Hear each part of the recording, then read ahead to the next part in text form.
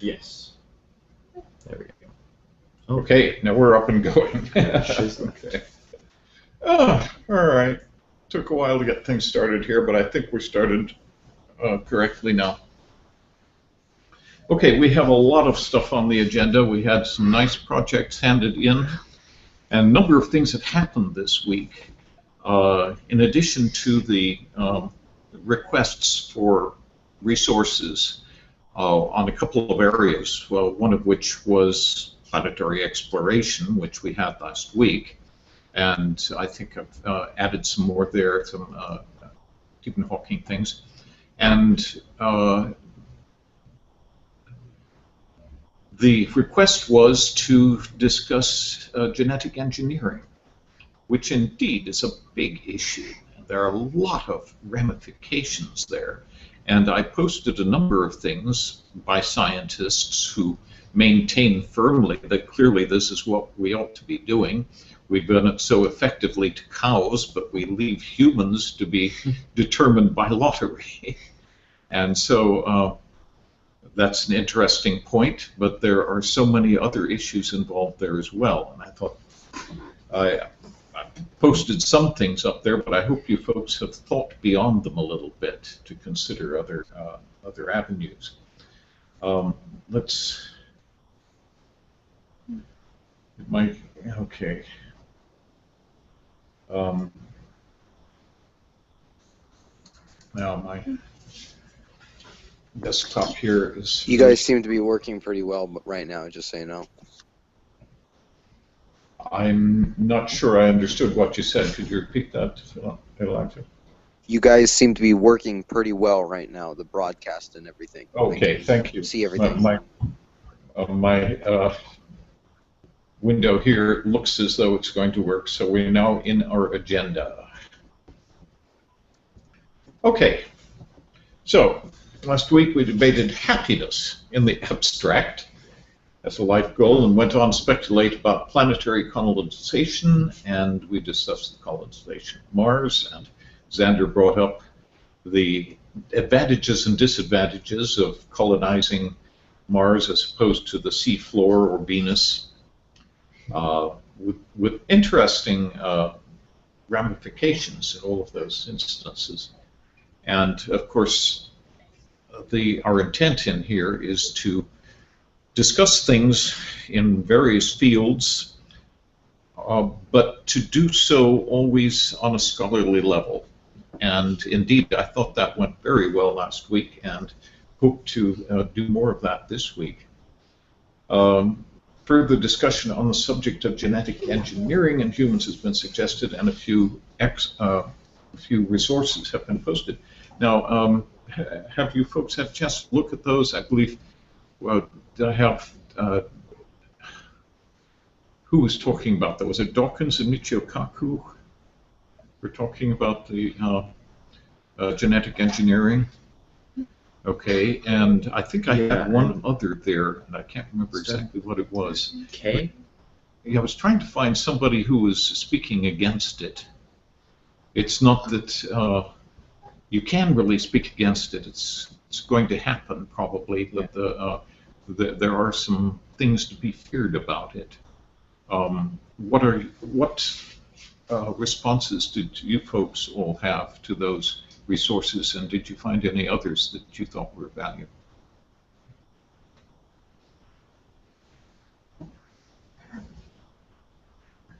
I think it's such a weird, strange subject, and I really can't. I don't know how to pick a side. Can I throw some?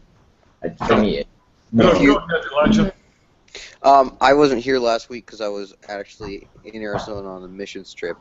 But I did look at some of the videos that you sent me, and they're not the arguments that they gave on both sides aren't new to me. They aren't, because like I was in a science class this last year. They had that, and I've just a lot of social justice issues of interest me.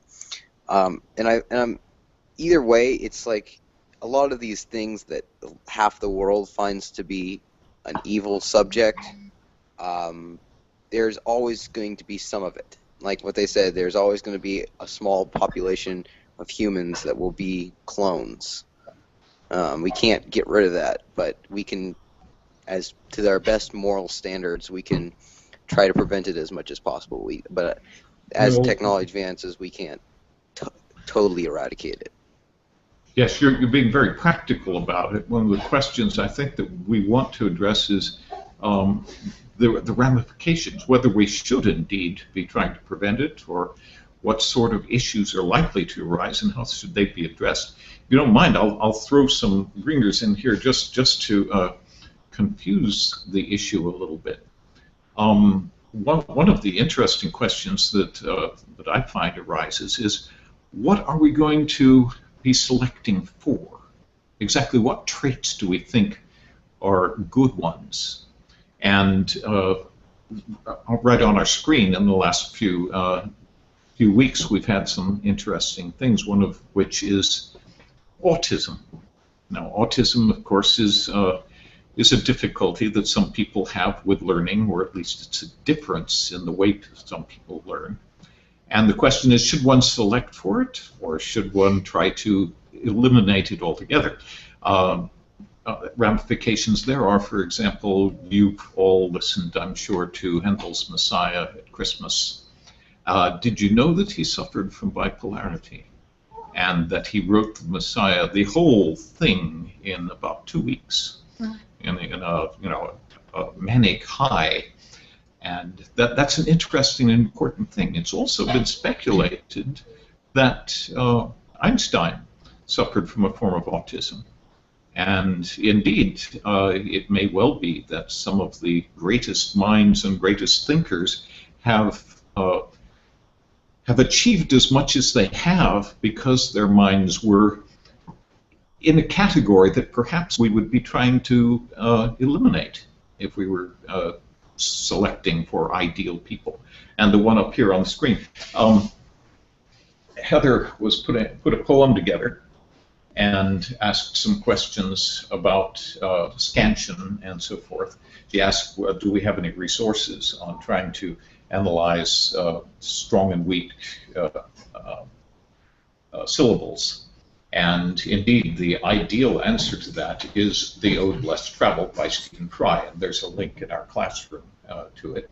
Stephen Fry suffers from bipolarity, and in fact, you might find interesting his documentary on the subject, which I don't think is in our classroom, but it is on YouTube, and I'd be glad to put it there. Indeed, he has accomplished so much in so many peculiar ways. You probably know that he was the Jeeves of Jeeves and Wooster in the Woodhouse series. He was the Malvolio in the recent version of Twelfth Night in the Royal Shakespeare Company.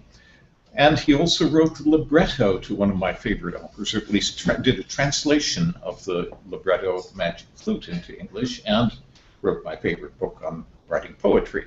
There's very diverse interests, and again, this seems to be systemic, seems to be endemic to people who have that, what used to be called manic depression, and then they called it bipolarity. I'm sure we'll come up with a new name for it soon.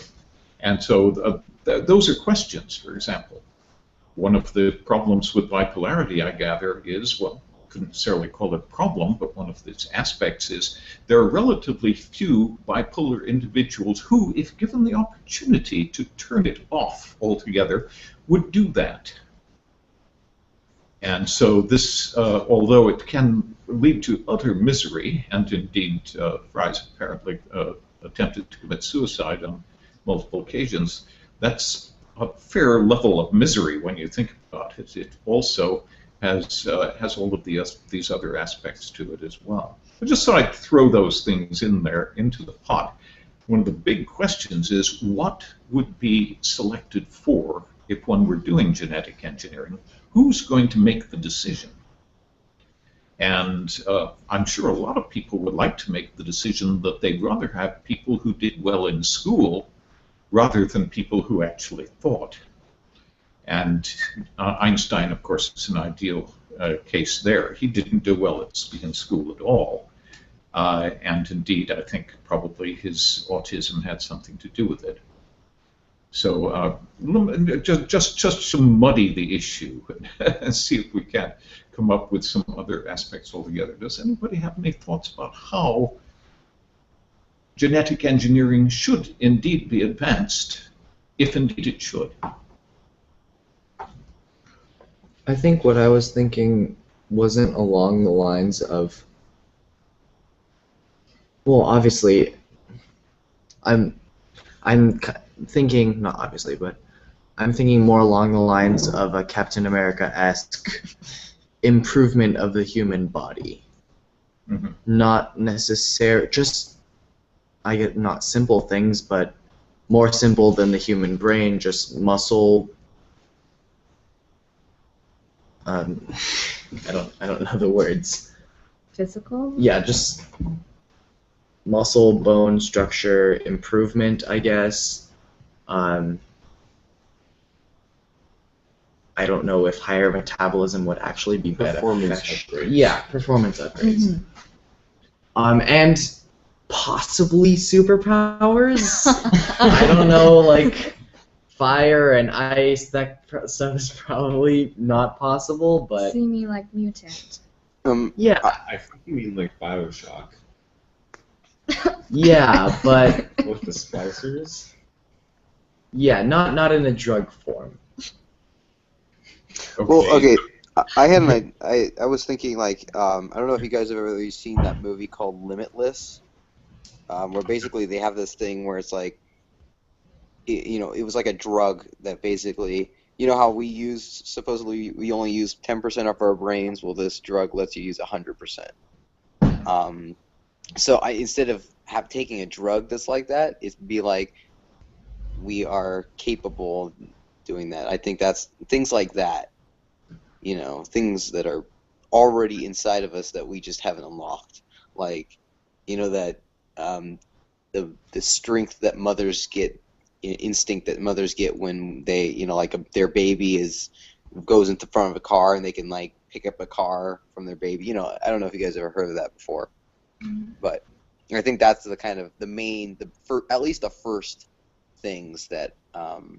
Yeah, what Elijah is saying, I think, and right. So there are extraordinary cases in which humans are able to access resources they were unfamiliar with or didn't know existed, and are able to do things far more than they would expect themselves to be able to do. Indeed, that's an interesting one. Can we use more of our brain than we're actually using? There's no question about that. The question is how does one do it and how does one access it? And I'm not sure the extent to which those are even things that could necessarily be addressed. It's very possible that we, without any genetic engineering assistance, might be able to address those ourselves by somehow learning how to access those parts of the mind. There are many books in many traditions about learning how to use your mind rather than letting it go mad and drive you nuts. And indeed, the contention there is that one can have greater control over it rather than allowing it to have control over you. So it's very possible that there are other approaches to that one. You meaning the spiritual aspect of yourself? Very possibly, yeah. Or the soulish aspect of yourself, spiritual soulish. As I said, they're in many different traditions, and they're very, very similar. The classic one being Buddhism. Okay. That's an interesting point. But the other ones Micah brought up, I think, are fairly obvious. It would be nice, perhaps, to eliminate certain diseases, which are genetic diseases, and to get rid of those. That might be the appropriate first place to go. And then there are other maximizing different characteristics. But there we start to get into a murky area, don't we? What characteristics do we feel should be maximized? I suspect that one of the big ones would be compliance and conformity. That's, after all, what's foisted on us in the schools. Wouldn't that be a high priority for society in general? Yeah. I think there's always going to be those people that are in the resistance of those kind of conformists. An idea will always survive, especially at this age.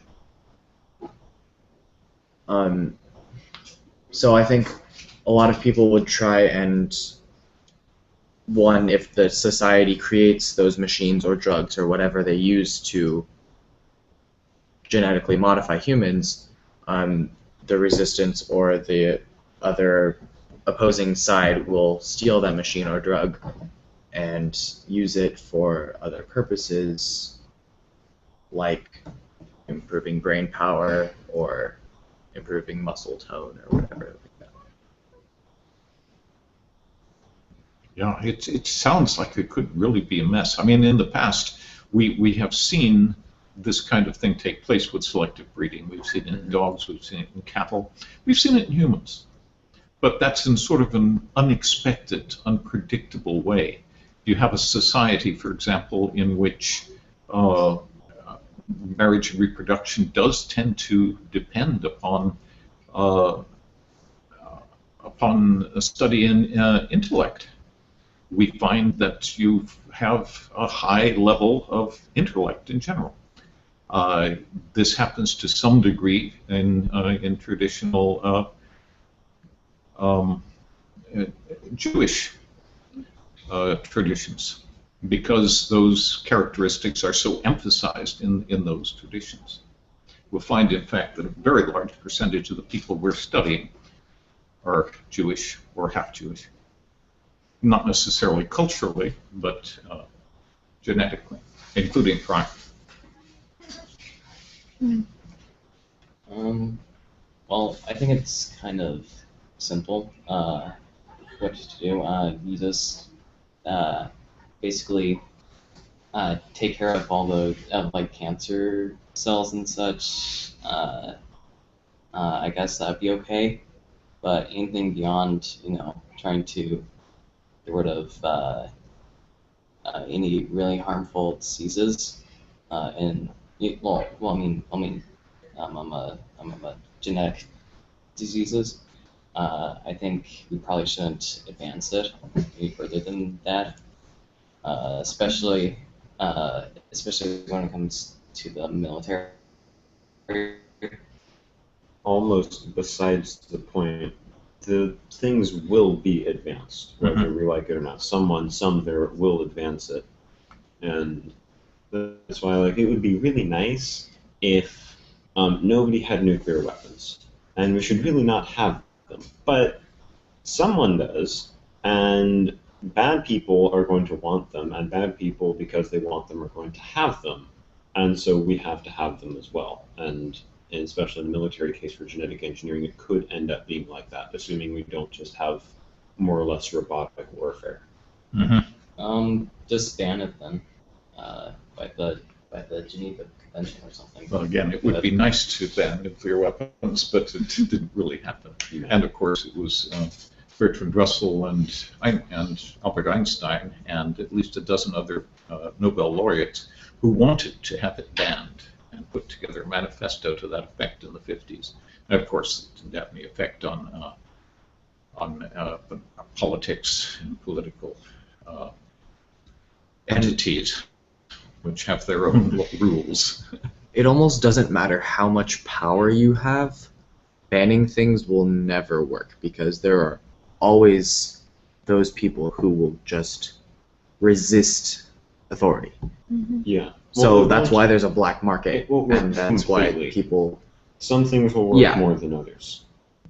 like in 1984, there's obviously...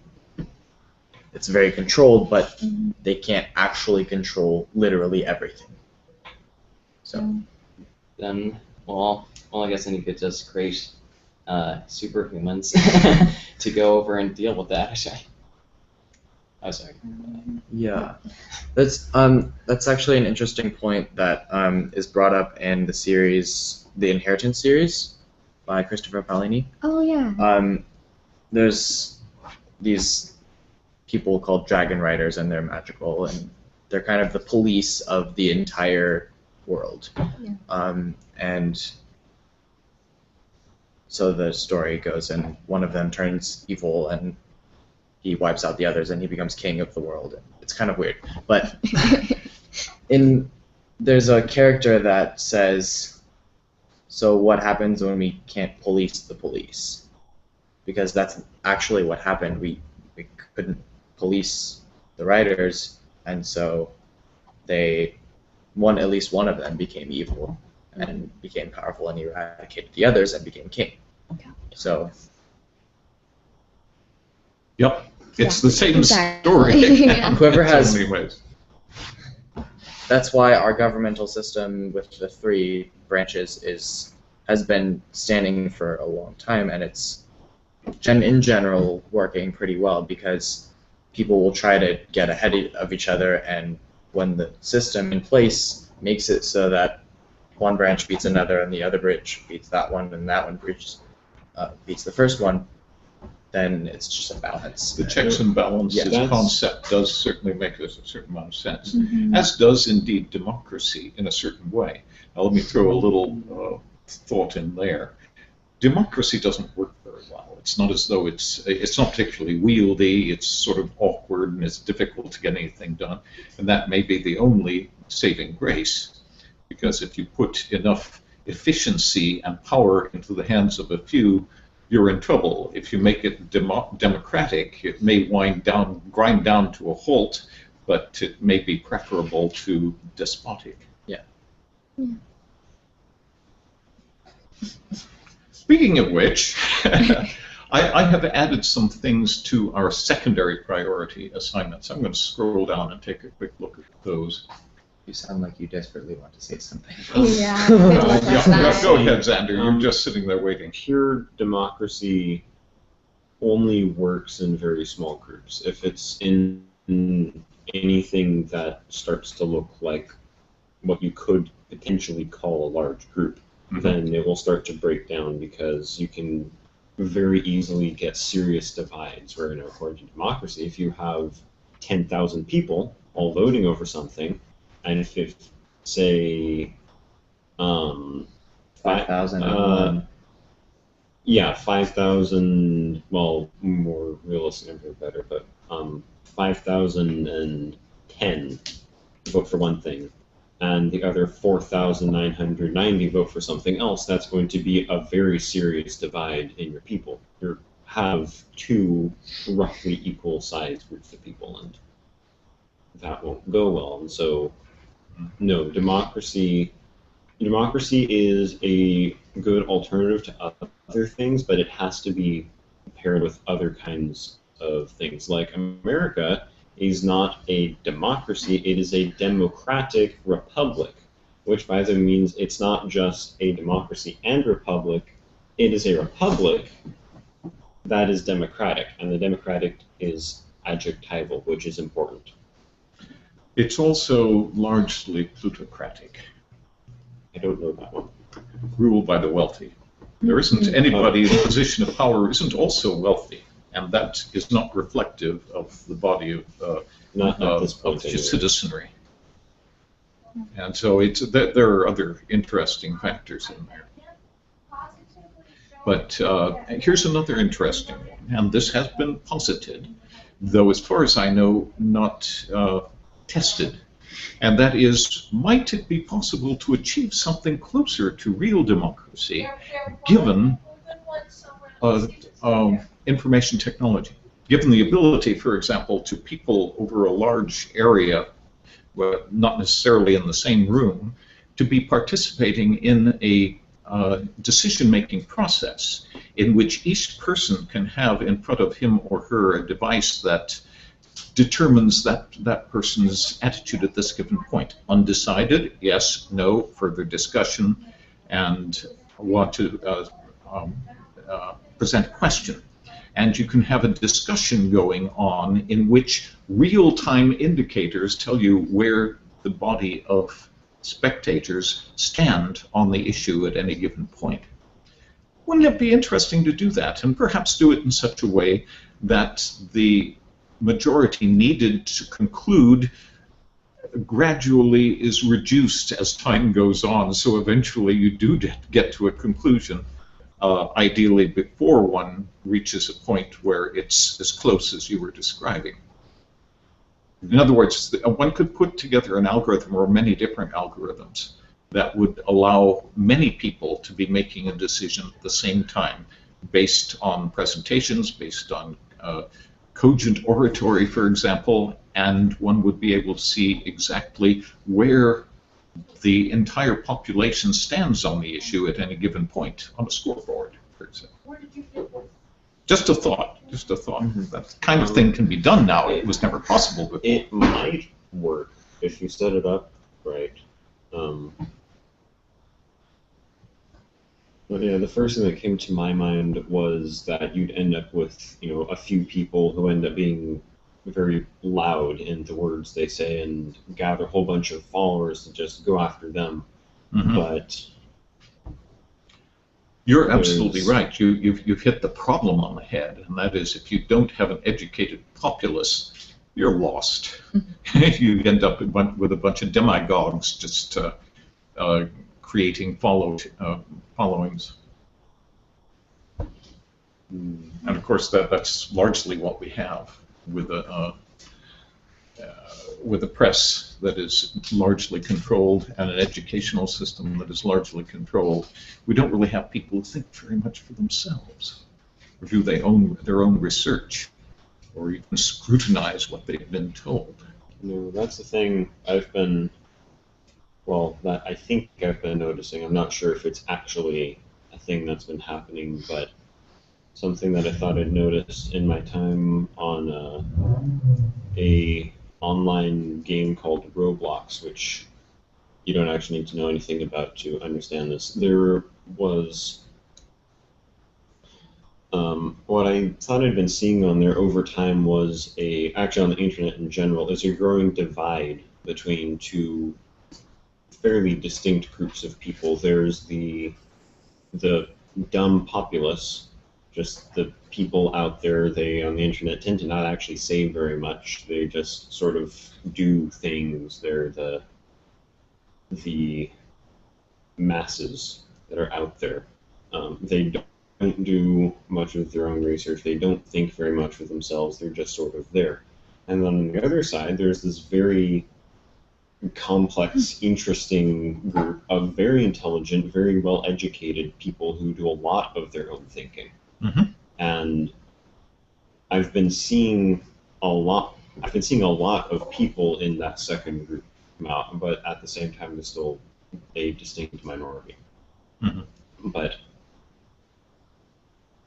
they're out there, and they're getting much more intelligent as time goes on because the internet's out there, and they're all forming their own systems and getting to know each other and putting up better information that's easier to understand and easier to connect things with. So. Very good. Yes, yes. The internet really makes it possible for tiny populations, it's a society, to reach each other and to communicate with each other because it's independent of geography. And so you may get together with the other 17 green toothbrush fanciers in the world, you know, whatever it is. Very interesting points. Let me just throw you these added secondary resources. I didn't want to make these primary resources just because there are so many of them and they may not be of interest to everyone. Maya Angelou died yesterday, and I have not looked at her poetry a great deal, but I've listened to a little of it recently, and she has some very interesting ones. This Pulse of the Morning was actually read at Clinton's inauguration, and he gave her a hug afterwards. I rather suspect he didn't really understand what it was all about, but I think that would be something really worth looking at and thinking about. This NBC interview of Edward Snowden was done last week and was broadcast last night. And you probably know about him. What I find so impressive there is this young man is a high school dropout, and yet one of the most articulate speakers that we have out there right now, and does a marvelous job. In fact, he doesn't break some of the rules that some of the great speakers break. He has some other problems with it, but he expresses himself remarkably well, and indeed, I think, acquits himself extremely effectively in this interview. It's, I think, about 3/4 of an hour, but it's definitely worth looking at. Now, I don't know how many of you folks really have experienced what I'd like to try to describe as the euphoria of listening to something that's absolutely perfect. I find that when I'm listening to Bach at his best, for example, you realize that this is just superb. It can't possibly be better, and it's delightful. I find the same kind of thing when listening to, and I was just listening to it this morning, the Oratory of Terry Eagleton. May not agree with anything he says, but he states it just so beautifully. And this little thing here, The End of Liberalism, I think it's on a page that also has another lecture on it, Christianity, Fair or Foul, I think. But you can skip that. Just this End of Liberalism, it's just remarkable. And if you enjoy listening to language used superbly, it's one to listen to. And I'd like to look at it shortly. Heather handed in a poem in which she asked for some help with scansion and identifying poetic feet, and asked whether we had any information on that, or whether I had some resources to post. And I indeed, of course, have a couple of things in the classroom, specifically a little 2-sheet thing on the definition of different types of scansion. But the ode less traveled, as I mentioned before, this isn't just a book on how to read poetry or how poetry is put together or the history of poetry. This is a tutorial on how to write it. And at the end of each chapter, he said, okay, pull out your notebook and do the following, and gives exercises on practicing putting your words together so that they do scan correctly. Don't worry about rhyming for the time being. Let's just make them scan in iambic pentameter, in iambic tetrameter, in ballad form, and so forth, and then explains how the rhyming works. So I really recommend this. It's a marvelous book. And if you're at all interested in working with poetry at all. The rest of these were up here last week. I put them down here so that I wouldn't plague you with them, but Epicurus and the Epicureans and The Conquest of Happiness by Bertrand Russell. I thought you definitely should have them there if any of you are interested. Then please look at those, and if you feel they should be shunted up to the high priority and the high priority reduced in priority, by all means let me know. Any questions on these? The first time I've really looked at the secondary priority resources here. Okay. I hope some of these are going to be used to. I don't mind continuing our discussion if you want to think about things that need to be brought out on this subject, or even the other subjects that we have up here, or any other subject. But let's go ahead and take a look at the projects that have been handed in here. Okay, now, of course, I know all of you are reading everybody else's projects and paying attention to the commentary on them and adding your own comments and suggestions and criticisms. And so let's see what we have here. This was a very nice one. Diana wrote something that I did not see any flaws in, not really anything structural to complain about. It worked very nicely. It's a little short, but it does what it intends to do. It presents a thesis, and then presents corroboration and an opposing example, and then draws the conclusion at the end. Very nicely done. what she's talking about here is compromise a good idea?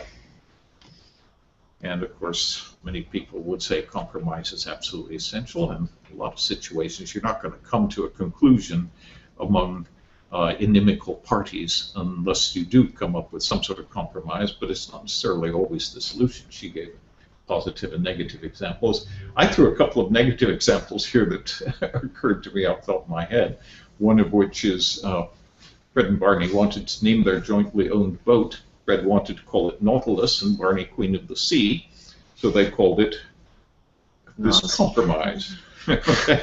Yeah. And of course, this little stanza from My Fair Lady, which you've all heard, I'm sure. You have a plan and you will find she has something else in mind. Then rather than do either, you do something else that neither likes at all. Okay. So compromise, anyway. Nice little project. Here's Dawson's. And Dawson, here, you've just got some things in here that jumped out at me, and did you understand the comments? Okay, good. Because one of them, for example, is just the lack of polish, the lack of formality in. One of the best examples of this was when young George Washington. Whereas it becomes more formal and really acceptable if you were to say one of the best examples that's occurred when a young George Washington. Do you see what I mean? Mm-hmm. Now another one here is we're talking in the past tense. They set out with a handful of militia and native allies to go and build a fort. I'm not sure we have to say go and here. That's somewhat superfluous. To build a fort in the disputed land of the Ohio Valley, which both the British and French empires claimed in the year 1754. What we're talking about is something that takes place in the past tense and then referring to something that takes place further in the past. And whenever that happens, you have to use the past perfect tense. Don't just use the simple past, but the past perfect, because that puts it further. Okay, another one here. While on their way there, they found a small force of French soldiers who they believed to be a raiding party. Well, this one's a little tricky. How do you know for sure that this is whom, beside the fact that I said so? Okay. Do you see how you demonstrate that would be a whom? Okay. I think so. Okay, can you show me? Because it's in past tense. No, it doesn't have anything to do with the tense here. What we want to do is make it into a standard indicative, and put in another pronoun that we're more comfortable with. Mm. Who and whom don't ring properly in everybody's ears all the time because you hear them wrong all the time. But if we say they believed them to be a raiding party, or they believed they to be a raiding party, which sounds best? Yes, exactly. And that's why it has to be whom. A person entered the room whom they thought, whom they believed to be a teacher. Okay, that's correct. How do we know it's correct? Because if we say we believed him to be a teacher, or we believed he to be a teacher, which one sounds right? When we do it with he and him, our ears tell us. Yeah. And if it's a him, it's got to be a whom. Does that make sense? Yep. Mm-hmm. Okay, so let's go on here. Little things like, most of these are added for clarity. This ended up leading to the, I'm sorry, I got to the beginning of that. They couldn't tax people in Britain because their taxes were already high. So they looked towards their American colonies who had never been taxed before, and they were the ones who started the war in the first place. I simply put in, and after all, they were the ones who started the war in the first place. That just sort of clarifies your intention behind the sentence. Okay, little things with commas. I think that's just a typo that the oath was left out there.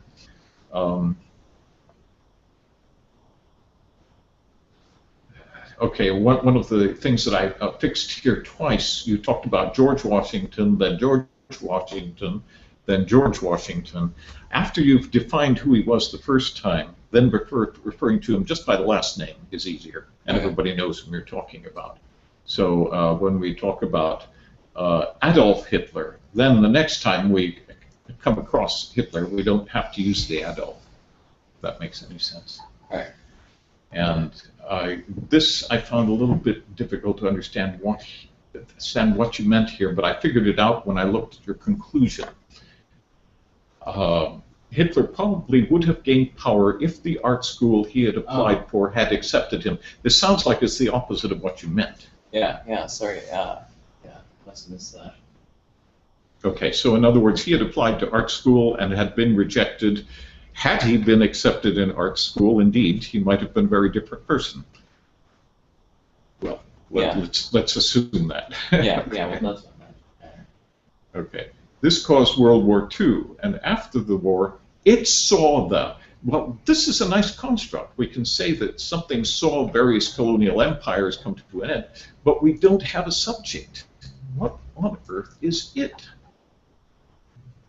Is it the this? No, we need something there. I mean, we can say history if we want as a subject to the sentence. History saw various colonial empires come to an end, but I would say World War II is it, if I just read it. Okay, this caused World War II, and after the war, it saw the various... Yeah. Well, World War II, after the war, World War II saw? That doesn't sound as though it's a logical subject of the sentence either. We just want, whenever we come across an anaphoric reference, like a pronoun like this, we've got to have something it matches. It doesn't have to be something terribly substantial. We can say the winds of fate. That works fine. Winds of fate saw something or something like that, but we have to have something back there. Okay. Okay. Any other questions on this? I think it's fine. It's nice. I just thought that it wouldn't take very long to go through and just look at those and practice a little bit. Okay. Great. Okay, and here we have the poem. Now, here again, I cited the Ode Less Traveled, and that's why I put it up there under secondary resources. And it really is a tutor in verse writing, and it's a full course in itself, so I can't ask you all to read the whole thing. And indeed, I assign it with a bit of a caveat. Fry can't seem to keep his mind out of the toilet, and so you'll find prurient and scatological references and things like that, and that are probably inappropriate in many high school classes. Please just ignore them and don't blame them on me. And here's the link to the page using Scansion. Her question was just wondering if I'm correct about this is a pentameter. Well, it's not a pentameter actually. It is iambic, or at least it starts that way. And if not, I intended it to be, and I need to improve on counting stressed syllables. I'm not sure how to explain the problems with stressed syllables, except to look at some examples and see what we can do. A number of these lines in here simply don't scan. And when you're writing poetry, as I find myself doing from time to time, one of the most useful tools is not so much the rhyming dictionary as it is a thesaurus. You have the word you want, but the word you want is trochaic, and you want an amphibrachic word. And so you look the trochaic one up in the dictionary and go through the thesaurus and find an amphibrachic one. That's trochaic, of course, is da da. Amphibrachic is da da da. And sometimes you just need to have a word that falls into that scansion exactly the way you need it. So look through the thesaurus until you find one. You know what the meaning is, but now let the thesaurus give you a list of all the possible words, and then you choose one with the right scansion in it. And then also, when you're trying to rhyme things, don't choose a word for which there aren't any rhymes. You really just have to put it together differently. Forest, it's going to work. The reason it doesn't work, of course, is that forest is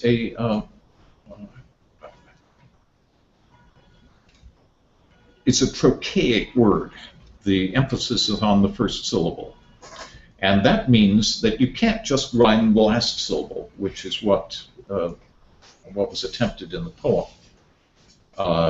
You have to rhyme the last emphasized syllable and everything that follows it in order to make the rhyme work, which means you'd have to rhyme orist. Well, there aren't a lot of things in the world that rhyme with orist. Okay, so instead of trying to make something like this read, in the heart of a green forest with animals she is closest, you can't rhyme est with est. It doesn't rhyme because it's an unstressed syllable, and it doesn't really give you enough of a rhyme. It doesn't work. And so you have to switch things around. Well, the answer is don't end line with forest. Within the shady forest green, with animals she's always seen. Now this is pedestrian and simple, but it works, and it scans. Da, da, da, da, da, da, da, in, da, da, da, da. You see what I mean? Okay, so what I did was make some suggestions here. Parading around every day. She parades there every day. Singing a song is her way. Well, singing songs as is her way makes the scansion work. She parades there every day, singing songs as is her way. You see what I mean? You can always do that. You can always figure out how to put the words together in a different way so that they will scan. To a moose with a big heart, she has perfected most her art. It needed a syllable, so throw one in. And she walks. As she walks, she skips. That doesn't have enough syllables. As she walks, she runs and skips, while animals attend her trips. Okay, by here, attend works, follow on doesn't. Because attend is an iambic word, da-da, unsyllable stress and stress following it. Okay. Look at this further if you have any thoughts about it or any questions on it. How much does poetry interest you as far as writing it is concerned? I know it does to some of our non-present people, but somewhat. Sometimes I look at faces and I suspect that describing poetry is like color to a blind man. It just doesn't seem to have any real hold upon anyone. But anyway. And one of the things here that I found sort of interesting was of proclaiming her big love.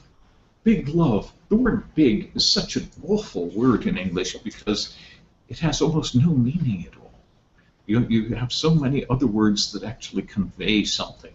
And so and the word love is also so hackneyed and oft used that big love sounds weird.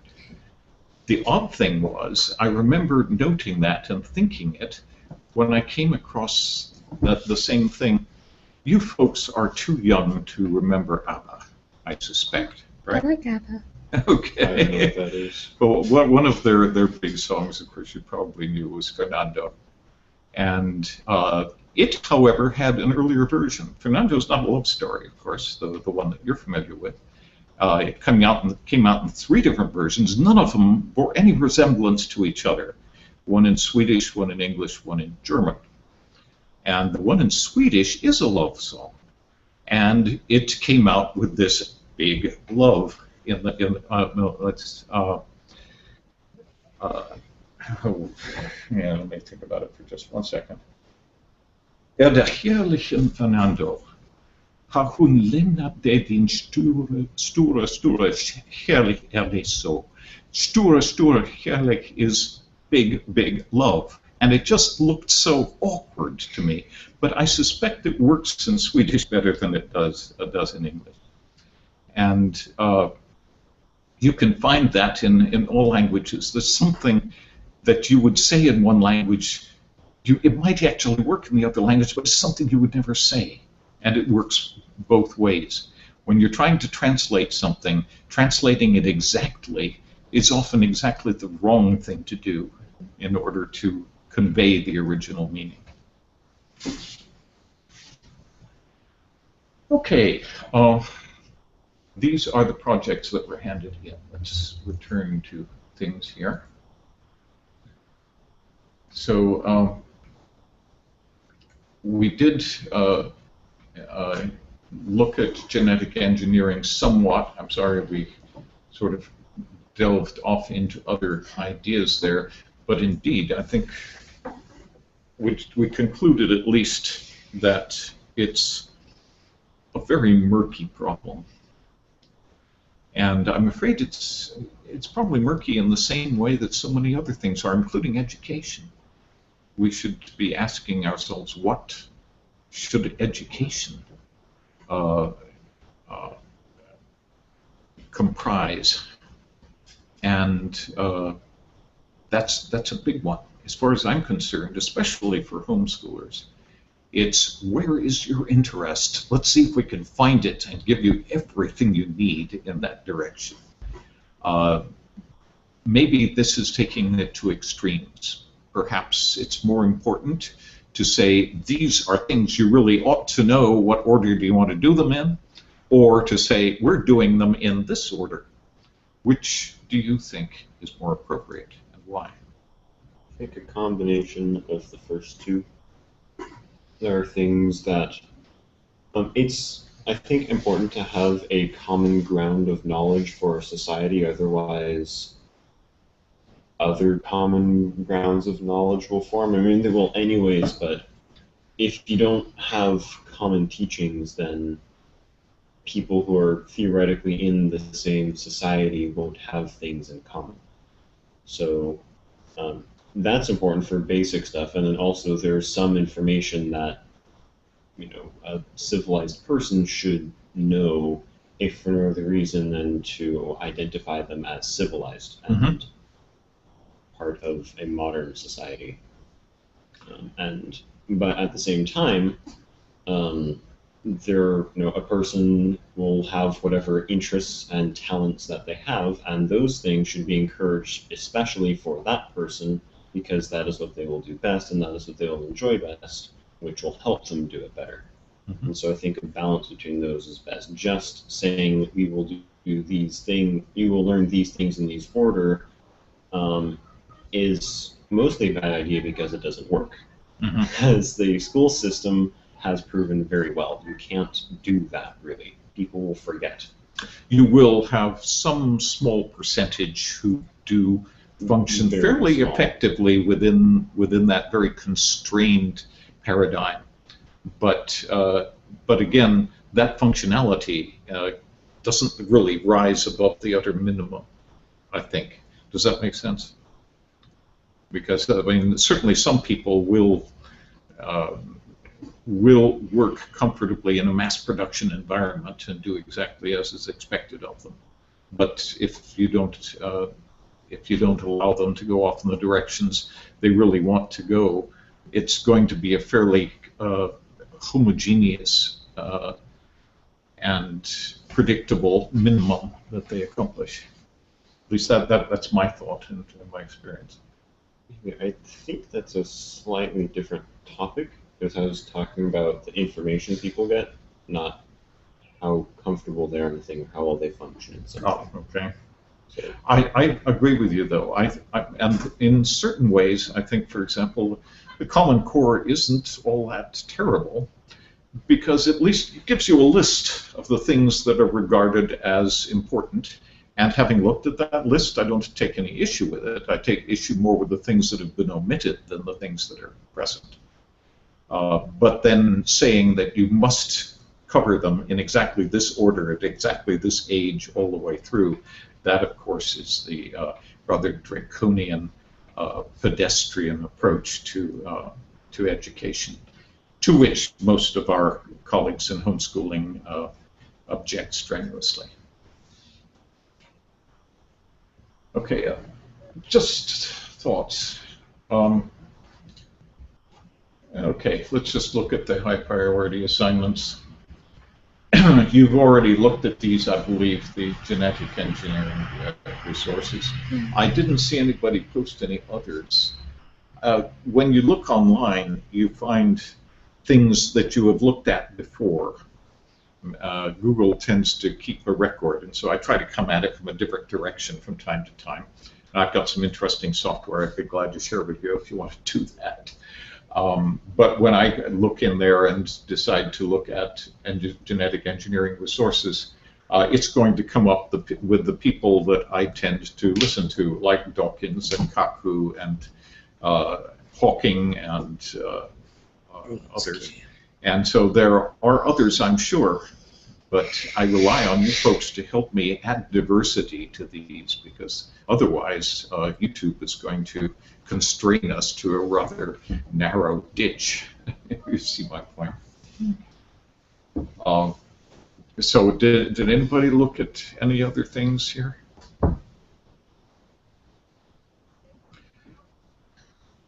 How many of you are familiar with Deep Space Nine, Star Trek Deep Space Nine? I've watched a little bit of it.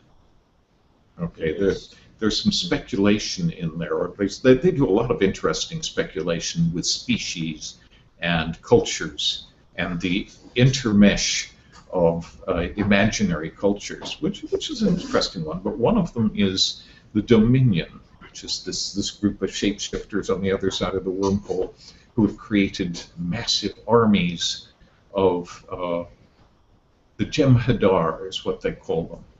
And they are genetically created soldiers with no objective whatsoever except to be soldiers, and also to be absolutely subservient to the Dominion by breeding them pre-addicted to a particular substance. And you think about that, that's a pretty awful thing to think about. They are addicted to this substance, which they can only acquire from specific sources, which is the Dominion's way of keeping them in line and keeping them subservient and demanding their fealty. So that's one of the dangers, indeed, that you brought up earlier.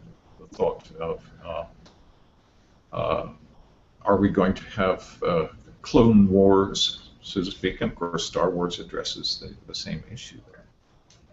Or is it going to be entirely a matter of robotics?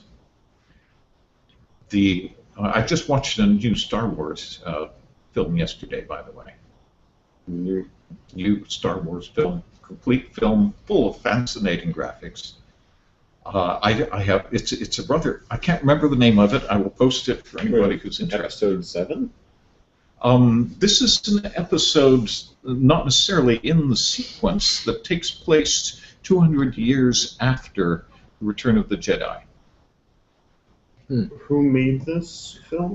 That's the interesting one. It was made by a consortium of people all over the world, with the graphics being done by volunteers on all kinds of different platforms all around the world. So it's a fan film. In a way, it's a fan film, but apparently it was endorsed because they used the music, they used the name.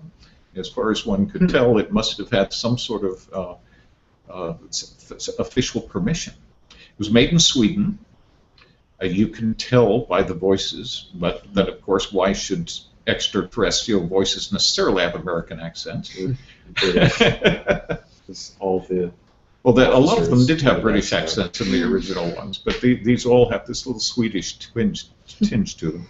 And it was a full-length film with lots of fascinating graphics and effects. It's free? And it's free. It's all on YouTube. Wow. The only thing it fails on is acting. And the acting, I'm sorry, just it doesn't do justice to all of the rest of the effort that was put into it. That's an interesting one. Yeah. Why did that come on? I don't know. It had something to do with Star Wars and Clone oh Wars. yes, the robotics in Star Wars always bothers me. These clumsy, klutzy, inefficient robots, and they're just so easily blown away by a human being.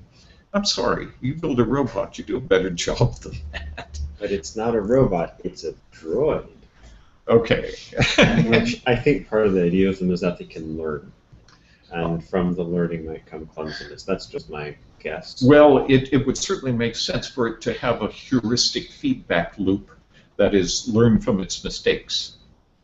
And That would make sense. which reminds me of something else. It's something my daughter just posted this last week. A quote from Douglas Adams, in which she said, "The human being is the only species that is capable of learning from the mistakes of others. And yet the human being is intensely opposed to doing so." His Yeah. wording, I think, was Yeah. better than mine. But isn't that an interesting one? Yeah. I think the same thing could be applied to learning and scholarship.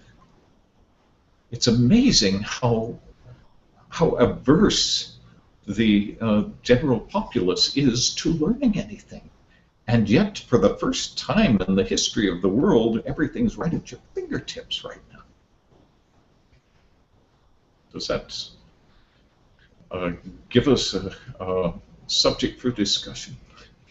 Yeah, I think the answer to that is fairly simple, and that's that the school system has made learning things look so incredibly dull and unappealing that it's gotten really into the culture and stuck in the mind of the people that, learning things must be like they do in the schools, and it's terribly boring, and you sit there and someone says things that don't make any sense, and maybe they even say it like this. And that's gotten into the minds of people, and that's why they don't want to learn things, because as far as they know, it's the most terribly boring drudgery that they could do. It has been that in my experience too. That's not for everybody. Some people actually like school. Yeah. But very, very good point. Was Bertrand Russell, in his book, which is up there somewhere, Conquering Happiness, in which he describes his own adolescence as being a state of utter depression most of the time, except for his fascination with mathematics. And that was his saving grace, although it's very unlikely that his fascination with mathematics would mesh comfortably with that which he was expected to learn at any specific age. But indeed, that was his saving grace. And then later in life, he was just enjoying things at every single point all the way through. Interesting. I'd like to ask some questions. Let me just check and see our people online that asked any. I should be checking out here regularly. Okay. I'm still in line. Okay, great. And I want to determine whether there's, first of all, we have to figure out what we want to do next week, and also whether there's interest in doing something in summer. I've had a request for summer classes, and I wanted to discuss that with others. It wouldn't necessarily be a physical session as it has been during the year here, but there may be something going on online. Indeed, practically everything we've been doing in this class has been online. So I just wanted to throw that out and let you folks think about it and determine. There may be something regardless of whether you're joining in, but I guess it sort of depends on how many people are interested. A couple of things specifically that I wanted to bring up as possibilities are the Independent Shakespeare Company, which produces its plays in Griffith Park over the summer, is doing 3 of them, 2 of them Shakespeare, Twelfth Night and and Taming of the Shrew, and they are performing 4 days a week, Thursday through Sunday, from the end of June until the end of August, maybe the beginning of September. And it's an absolutely wonderful opportunity because it's free and superbly done, and it's just a marvelous atmosphere. They started with, what was it, 8 people and a dog. I came to watch them shortly thereafter. Now they've got a hillside of about 8,000, and the hillside goes on forever. So, but you get there early and you bring your picnic and everything. So my suggestion is it would be nice, it would be interesting to look at the play a little bit, sit down and picnic, and then watch them do it. I don't know. This is just when is this? Yeah. Again, I don't know exactly what order the plays are being presented, but there will be 4 plays every week, starting Thursday through Sunday, and they will be 12th Night, Taming of the Shrew, and one other, but I can't remember what it is. I don't believe it's Shakespeare. And those will be alternated and switched around. So. I'd be happy to see any of them. Mm-hmm. Yeah, and trust me, they are wonderful. The 2 major people there are David Melville, with whom I've taken a class. My daughter took a class, and he's the major. He played Hamlet this last summer, and Melissa Chelsma, who teaches drama at Cal State Northridge, and they pour sort of the core of it, but they've got wonderful actors in there. So anyway, I just wanted to suggest that. Search for Independent Shakespeare Company. You'll find it. And it's, by the way, I think it's been at the bottom of my handouts for the last month or two. That they were doing Romeo and Juliet, but they were doing that not in the park, but in their little theater. And they held that over, and they're running it. I think they may still be running it. They were going to stop it, but they continued on with it. That, however, isn't free, but when you do it in the park, it is. Okay. So think about whether you might like to join something this summer, and we can put something together and again follow whatever the impulses are of the group and individuals within it. The book.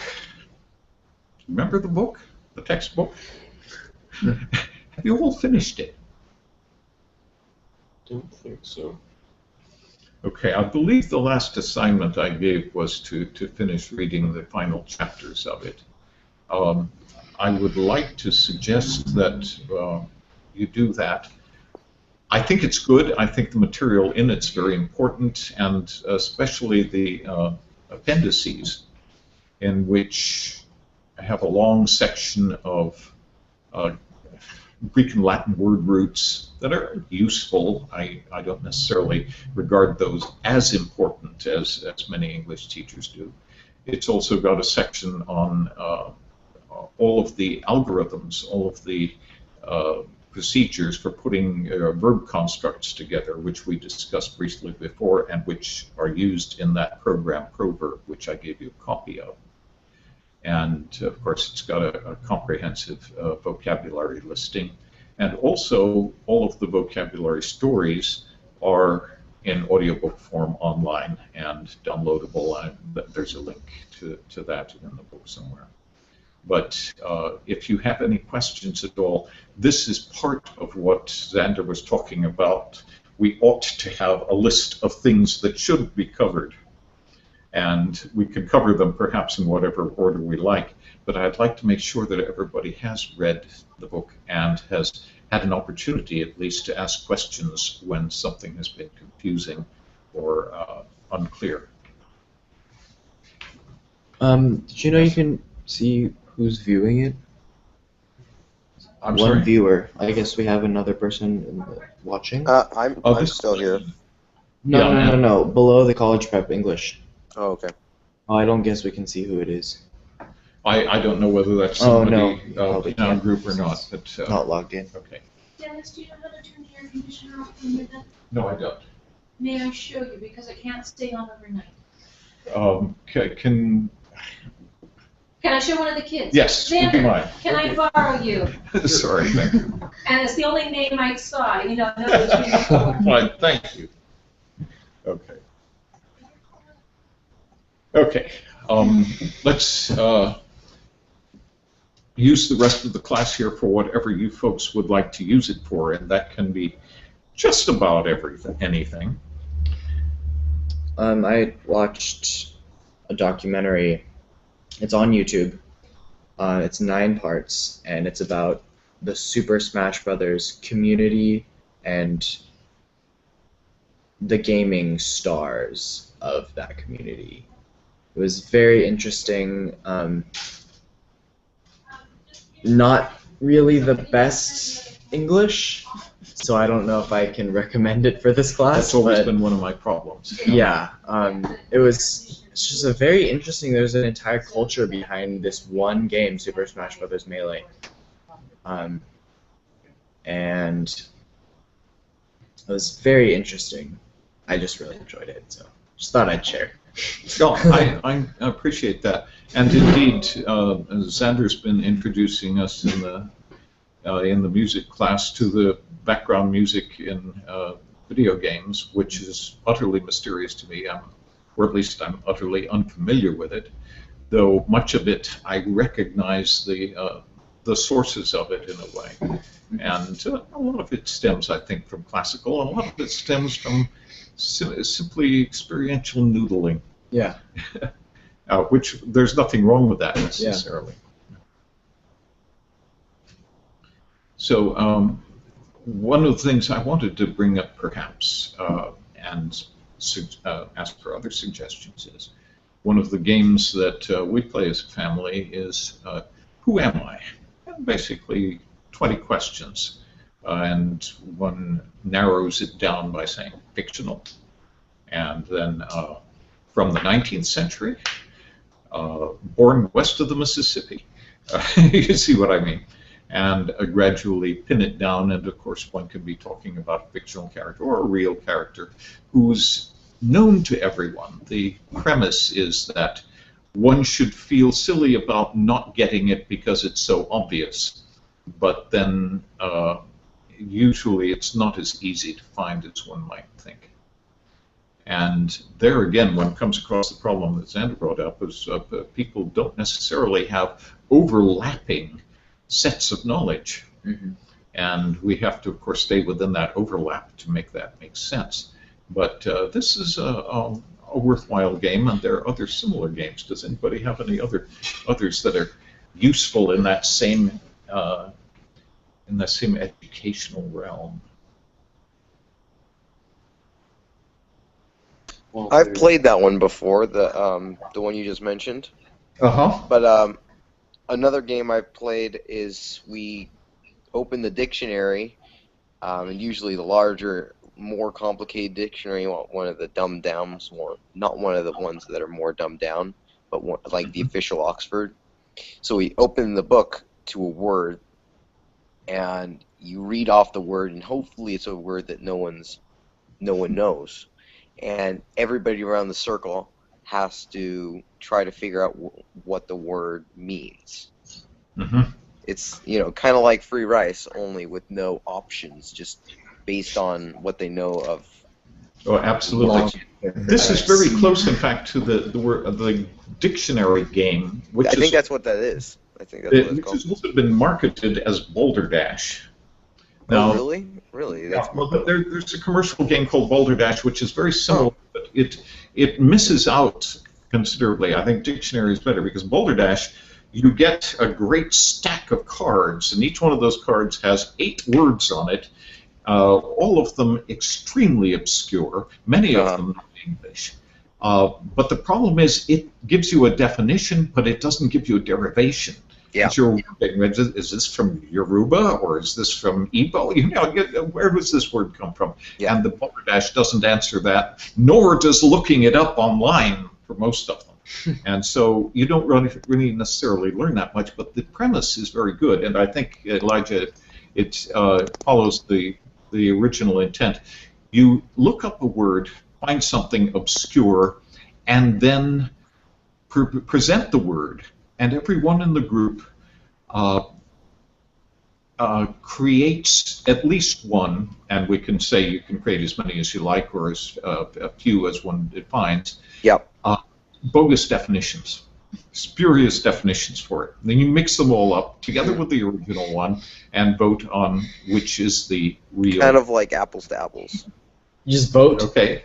Well, based on subjective reasons. Yeah, actually, they're not necessarily subjective. When you listen to a word, as we've discovered when playing Free Rice, you can have some very,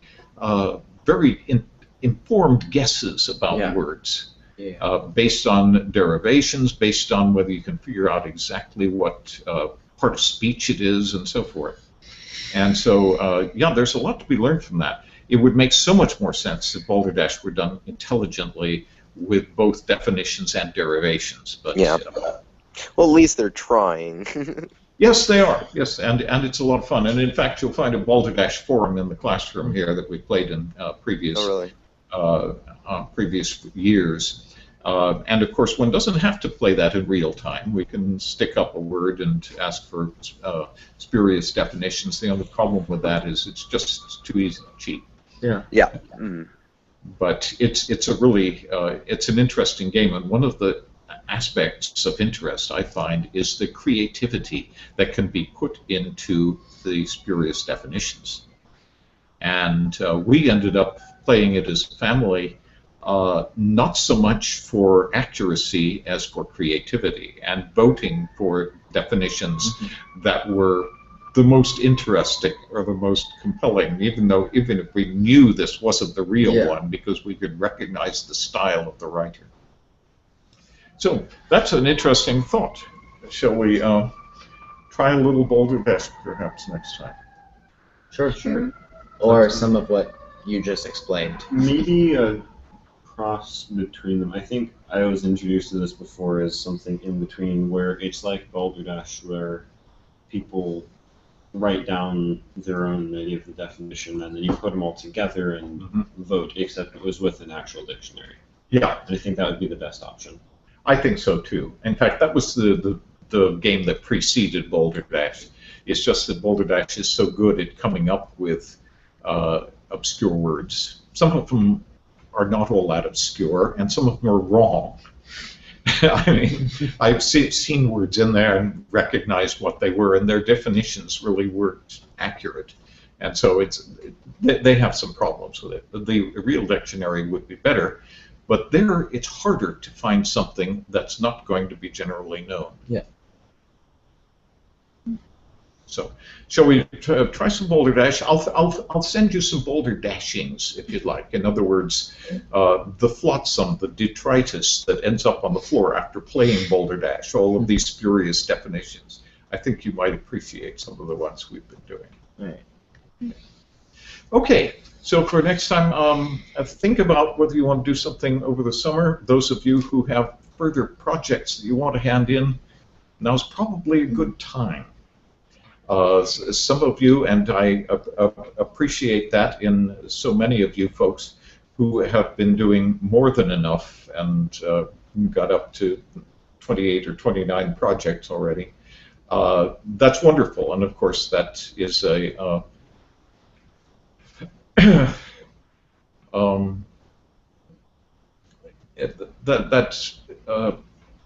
demonstrates that really our point in this class is not bean counting. I don't like bean counting. I put it all up on a spreadsheet and then figure out where everybody follows. I always had a little fudge factor in the corner of the spreadsheet so I could adjust the whole thing to where it ought to be. But we're here to learn, and I do hope we've accomplished that in here. I think this has been one of the best classes I've had. It's really has very nice contributions and ideas come up here. Okay, so let's think about summer, and let's think about Balderdash, and anything else I should address before we finish up today?